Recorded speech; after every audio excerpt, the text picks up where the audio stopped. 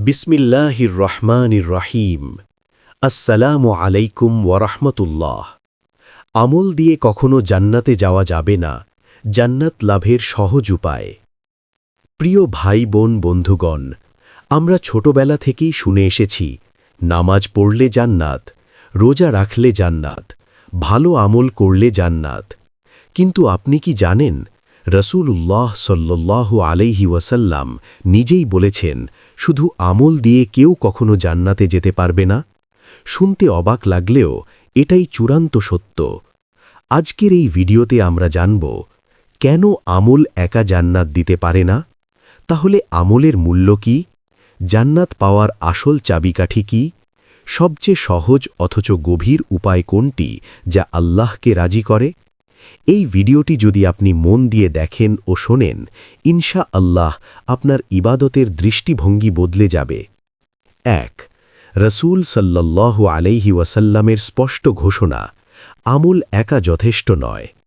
একদিন সাহাবীরা রসূল সাল্লাল্লাহু আলাইহি ওয়াসাল্লামের কাছে বসেছিলেন। তখন তিনি বললেন, তোমাদের কেউই তার আমলের মাধ্যমে জান্নাতে প্রবেশ করতে পারবে না। সাহাবীরা অবাক হয়ে জিজ্ঞেস করলেন, হে আল্লাহর রসূল, আপনিও না? রসূল সাল্লাল্লাহু আলাইহি ওয়াসাল্লাম বললেন, আমিও না, যদি না আল্লাহ তার রহমত দ্বারা আমাকে ঢেকে নেন। সহিহ বুখারী, সহিহ মুসলিম। এটি কোনো সাধারণ কথা নয়, এটি আমাদের বিশ্বাসের ভিত নাড়িয়ে দেওয়ার মতো সত্য। ২. তাহলে প্রশ্ন আসে, আমল কেন করি? যদি আমল দিয়েই জান্নাতি না পাওয়া যায়, তাহলে আমরা নামাজ পড়ি কেন, রোজা রাখি কেন, কোরআন তিলাওয়াত করি কেন? এর উত্তর খুব গুরুত্বপূর্ণ। আমল জান্নাতের মূল্য নয়, আমল হল জান্নাত পাওয়ার যোগ্যতা। একটি উদাহরণ বুঝুন। একজন ছাত্র পরীক্ষায় ভালো ফল করে, সে কি ফল কিনে নেয়? না, বরং সে প্রমাণ করে সে সেই ফলের যোগ্য। ঠিক তেমনি আমল জান্নাত কেনে না, আমল প্রমাণ করে আমরা আল্লাহর রহমতের উপযুক্ত হতে চাই। ৩. আমাদের আমল কেন কখনো যথেষ্ট হতে পারে না? একটু ভেবে দেখুন, আপনার নামাজ কি শতভাগ খুশুখুজু সহ হয়? আপনার নিয়ত কি সবসময় একদম খাঁটি থাকে? আপনার জীবনে কি কোনো গুনাহ নেই? সত্য হল, আমাদের সবচেয়ে ভালো আমলটাও ত্রুটিপূর্ণ, অসম্পূর্ণ, ভুলে ভরা। আর আল্লাহ জান্নাত বড় নিখুঁত, চিরস্থায়ী, অসীম নেয়ামতে ভরা। এই বিশাল জান্নাত একটু ত্রুটিপূর্ণ আমলের বিনিময়ে কিভাবে পাওয়া সম্ভব? এই কারণেই আল্লাহ রহমত ছাড়া জান্নাত অসম্ভব। ৪. আল্লাহ রহমতই জান্নাতের আসল দরজা। আল্লাহ কুরআনে বলেন, আমার রহমত সব কিছুকে পরিবেষ্টন করে আছে। সূরা আরাফ, আয়াত ১৫৬। জান্নাত কোনো ব্যবসা নয়, এটি আল্লাহ করুণা। আল্লাহ চাইলে অল্প আমলে বেশি দিতে পারেন, বড় গুনাহ ক্ষমা করে দিতে পারেন, শেষ মুহূর্তের তওবায় জীবন বদলে দিতে পারেন। এই রহমতই জান্নাতের মূল চাবি। ৫. তাহলে জান্নাত লাভের সহজ উপায় কি? এখন আসি সবচেয়ে গুরুত্বপূর্ণ প্রশ্নে। যদি আমলই একমাত্র রাস্তা না হয়, তাহলে সহজ উপায় কি? উত্তর ৩টি শব্দে: খাঁটি ঈমান, যোগ আল্লাহর রহমত, যোগ বিনয়। চলুন এক এক করে বুঝি। ৬. খাঁটি ঈমান জান্নাতের ভিত্তি। ঈমান ছাড়া কোনো আমল গ্রহণযোগ্য নয়। আল্লাহ বলেন, যে ঈমান আনে এবং সৎ কাজ করে তারাই জান্নাতবাসী। কিন্তু ঈমান মানে শুধু মুখে বলা নয়, ঈমান মানে আল্লাহর ওপর ভরসা, নিজের অক্ষমতা স্বীকার, আল্লাহ ছাড়া কোনো ভরসা না রাখা। যে ব্যক্তি ভাবে আমি আমার আমলেই জান্নাতে যাব, সে অজান্তেই অহংকারে পড়ে যায়। ৭. বিনয় ও ভাঙা হৃদয় আল্লাহর সবচেয়ে প্রিয় অবস্থা। আল্লাহ অহংকার পছন্দ করেন না, কিন্তু তিনি ভালোবাসেন ভাঙা হৃদয়, লজ্জিত বান্দা, চোখের পানি।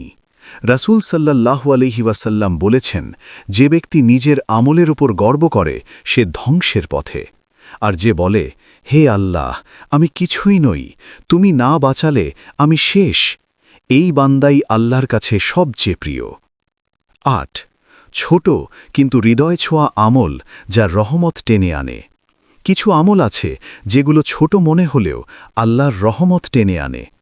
এক ফোঁটা চোখের পানি, গভীর রাতে বলা একটি দোয়া, গোপনে করা একটি সাদাকা, কাউকে ক্ষমা করে দেওয়া, ভেঙে পড়া অবস্থায় বলা, হে আল্লাহ, আমি পারছি না।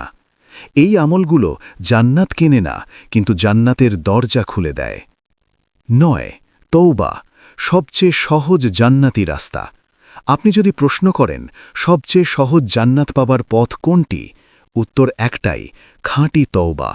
একজন মানুষ সারা জীবন গুনাহ করেছে, শেষ মুহূর্তে ভেঙে পড়ে আল্লাহর দিকে ফিরেছে। আল্লাহ বলেন, হে আমার বান্দারা, তোমরা নিজের উপর জুলুম করেছ, তবুও আমার রহমত থেকে নিরাশ হইও না। একটি সত্যিকারের তওবা পুরো আমলনামা ধুয়ে দিতে পারে। প্রিয় বন্ধু, জান্নাত কোনো দাবির জায়গা নয়। জান্নাত কখনো বলা যাবে না, আমি এত করেছি, আমাকে দিতেই হবে। বরং বলা উচিত, হে আল্লাহ, আমার কিছুই নেই, তোমার রহমত ছাড়া আমার কোনো আশা নেই। এই ভাবনা, এই বিনয়, এই আত্মসমর্পণই জান্নাত লাভের সবচেয়ে সহজ ও নিশ্চিত উপায়। দোয়া, হে আল্লাহ, আমাদের আমলকে নয়, আমাদের হৃদয়কে কবুল করুন। আমাদের অহংকার ভেঙে দিন, আমাদের উপর আপনার রহমত ঢেলে দিন, এবং আপনার করুণায় আমাদের জান্নাতবাসী করুন। আমিন। আমল দিয়ে কখনো জান্নাতে যাওয়া যাবে না, জান্নাত লাভে সহজ উপায়।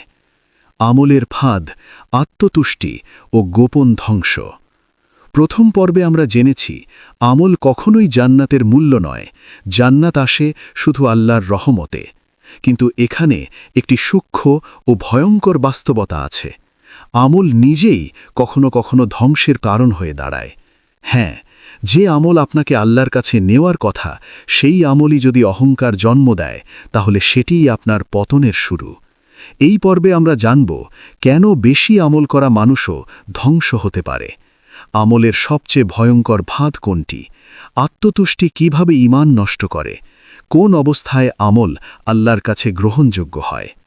1 আমলের সবচেয়ে বড় শত্রু আত্মতুষ্টি। আত্মতুষ্টি মানে কি?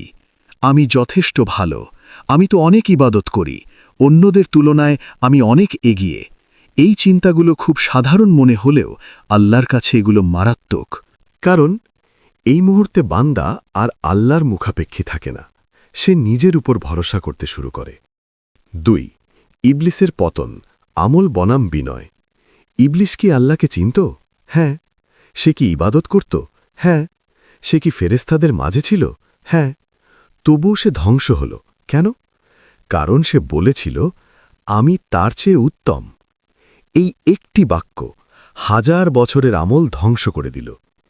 এখানেই শিক্ষা, আল্লাহ আমলের পরিমাণ দেখেন না, তিনি হৃদয়ের অবস্থা দেখেন। 3 কেন অনেক ইবাদতকারীও আল্লাহর কাছে অগ্রহণযোগ্য? রাসূল সাল্লাল্লাহু আলাইহি ওয়াসাল্লাম বলেছেন, অনেক রোজাদার আছে যাদের রোজা থেকে শুধু ক্ষুধা আর তৃষ্ণা ছাড়া কিছুই নেই।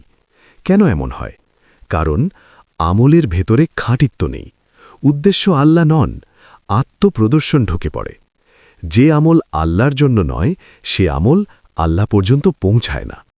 4 আমল যখন আল্লাহ থেকে দূরে সরিয়ে দেয়। একটু ভাবুন, যদি আপনার নামাজ শেষে আপনি ভাবেন, আজ আমি অসাধারণ নামাজ পড়েছি, তখন বুঝবেন আপনি নামাজে ছিলেন কিন্তু আল্লাহর সামনে ছিলেন না। সাহাবীরা নামাজ শেষে ভয় পেতেন, আল্লাহ কবুল করলেন তো? আর আমরা নামাজ শেষে নিশ্চিন্ত, আমার তো নামাজ হয়ে গেছে। এই পার্থক্যটাই ভয়ঙ্কর। 5 আমল কম হলেও আল্লাহ কেন কাউকে ভালোবাসেন? একজন মানুষ বেশি জানে না, বেশি আমলও করে না, কিন্তু সে ভেঙে পড়ে, লজ্জা পায়, আল্লাহর সামনে নিজেকে কিছুই মনে করে না। এই মানুষটি অনেক বড় আমলকারীর চেয়েও আল্লাহর কাছে প্রিয়, কারণ সে আল্লাহর দরজায় দাঁড়িয়ে থাকে, নিজের দরজা বন্ধ করে দেয়। 6 আল্লাহ কাদের আমল কবুল করেন? কোরআনে আল্লাহ বলেন, নিশ্চয়ই আল্লাহ মুত্তাকিদের আমলই কবুল করেন। মুত্তাকি মানে যে নিজের গুনাহ ভয় পায়, যে নিজের আমল নিয়ে নিশ্চিন্ত নয়, যে সবসময় ক্ষমা চায়, যে ব্যক্তি বলে, হে আল্লাহ, তুমি না কবুল করলে আমি শেষ। এই ভয়ই আমলকে জীবিত রাখে। 8 গোপন আমল, যা আল্লাহকে সবচেয়ে বেশি নড়ায়। যে আমল মানুষ দেখছে তার প্রতিদান মানুষ দেবে, কিন্তু যে আমল কেউ জানে না তার প্রতিদান আল্লাহ নিজে দেন। গোপনে কান্না, লুকানো সাদাকা, নিঃশব্দ তওবা, এই আমলগুলো জান্নাতের সবচেয়ে কাছের পথ। 9 আমল দিয়ে নয়, দোয়া দিয়ে জান্নাতের দরজা খোলে। রসুল সাল্লাল্লাহু আলাইহি ওয়াসাল্লাম প্রায় দোয়া করতেন, হে আল্লাহ, আমাকে এক মুহূর্তের জন্য আমার নিজের উপর ছেড়ে দিও না। এই দোয়াতে কি আছে জানেন? নিজের অক্ষমতার স্বীকারোক্তি, আল্লাহর উপর সম্পূর্ণ নির্ভরতা। যে বান্দা এই অবস্থায় থাকে তার জন্য জান্নাত কঠিন নয়। 10 নিজের আমল নিয়ে ভয় না থাকলে বিপদ নিশ্চিত। যে মানুষ বলে আমি তো ঠিকই আছি, সে সবচেয়ে বেশি ঝুঁকিতে, আর যে বলে হে আল্লাহ আমি ভয় পাচ্ছি, সে নিরাপদ, কারণ ভয় ঈমানকে জাগিয়ে রাখে। প্রিয় বন্ধু, আমল বাঁচায় না, আল্লাহ বাঁচান। এই পর্বের সার কথা এক লাইনে, আমল আপনাকে জান্নাতে নেয় না, আল্লাহ চাইলে তবেই আপনি যান। আমলের কাজ আপনাকে আল্লাহর দরজায় বসিয়ে রাখা। রহমতের কাজ, দরজা খুলে দেওয়া। হে আল্লাহ, আমাদের আমলকে আমাদের ধ্বংসের কারণ বানাবেন না, আমাদের হৃদয়কে ভেঙে দিন, অহংকার দূর করে দিন, আর আপনার রহমত দিয়ে আমাদের ঢেকে নিন। আমিন। আমল দিয়ে কখনো জান্নাতে যাওয়া যাবে না। জান্নাত লাভের সহজ উপায়, শেষ মুহূর্ত, আশা ভয় এবং জান্নাতের চূড়ান্ত বাস্তবতা। প্রথম পর্বে আমরা শিখেছি আমল জান্নাত কেনে না, জান্নাত আসে আল্লাহর রহমতে। দ্বিতীয় পর্বে দেখেছি আমল নিজেই কিভাবে আত্মতুষ্টি ও অহংকারের ফাঁদ হয়ে দাঁড়ায়। এখন তৃতীয় পর্বে আমরা জানব জীবনের শেষ অধ্যায়ে কোন বিষয়গুলো সবচেয়ে বেশি কাজে আসে এবং কোন অবস্থায় একজন বান্দা আল্লাহর কাছে সবচেয়ে প্রিয় হয়ে ওঠে। 1 মৃত্যুর সময় আমল নয়, অবস্থা দেখা হয়। মৃত্যু এমন একটি মুহূর্ত যেখানে কোনো নতুন আমল করার সুযোগ নেই। সেখানে দেখা হয় হৃদয়ের অবস্থা, আল্লাহ সম্পর্কে ধারণা, আশা ও ভয়। রাসূল সাল্লাল্লাহু আলাইহি ওয়াসাল্লাম বলেছেন, তোমাদের প্রত্যেককে তার শেষ অবস্থার ওপরই ওঠানো হবে। যে ব্যক্তি আল্লাহ সম্পর্কে ভালো ধারণা রাখে, আল্লাহ তার সাথে তেমনই ব্যবহার করেন। 2 শেষ মুহূর্তে সবচেয়ে বড় পুঁজি আল্লাহ সম্পর্কে ভালো ধারণা। একজন মানুষ সারা জীবন আমল করেও শেষ মুহূর্তে হতাশ হয়ে পড়ে, আর আরেকজন অসংখ্য ভুল নিয়েও শেষ মুহূর্তে বলে, হে আল্লাহ, তুমি দয়ালু। এই দ্বিতীয় ব্যক্তির জন্যই আল্লাহর দরজা বেশি খোলা থাকে, কারণ আল্লাহ বলেন, আমি আমার বান্দার ধারণা অনুযায়ী। 3 ভয় ও আশা দুই ডানায় উঠতে হয়। ইসলামে শুধু ভয় নয়, শুধু আশা নয়, দুটোই একসাথে।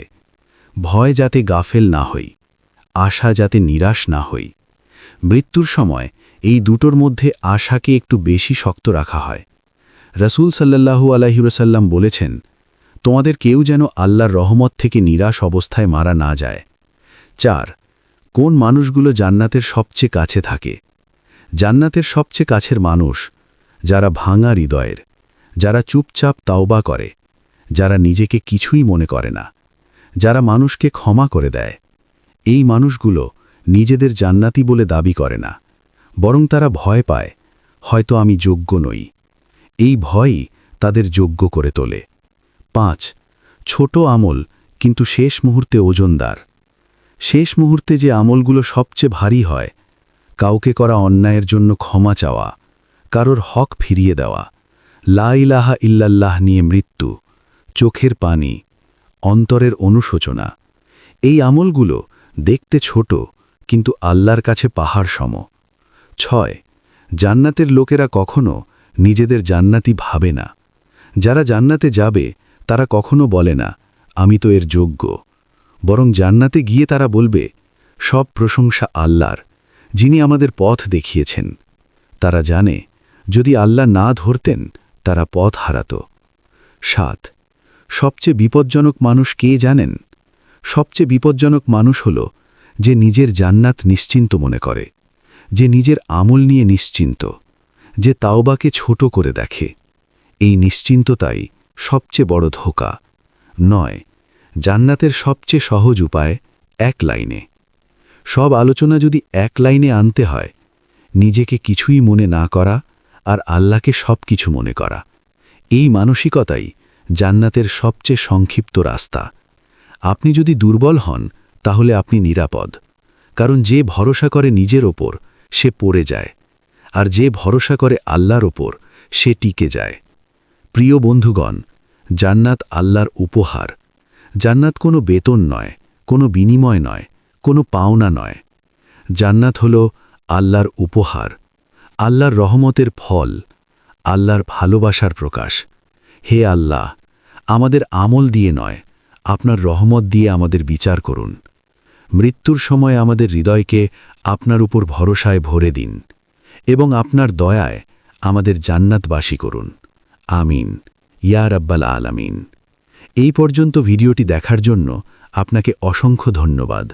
ভালো লাগলে লাইক, শেয়ার এবং ফলো দিয়ে উৎসাহিত করবেন এবং সাবস্ক্রাইব করে পাশে থাকবেন, যাতে এই ধরনের ভিডিও আপনাদের কাছে পৌঁছে দিতে পারি এবং এই রকম ভিডিও দেখে আমাদের অন্তর, আত্মাকে পরিশুদ্ধ করতে পারি। আসসালামু আলাইকুম ওয়া রাহমাতুল্লাহি ওয়া বারাকাতুহু।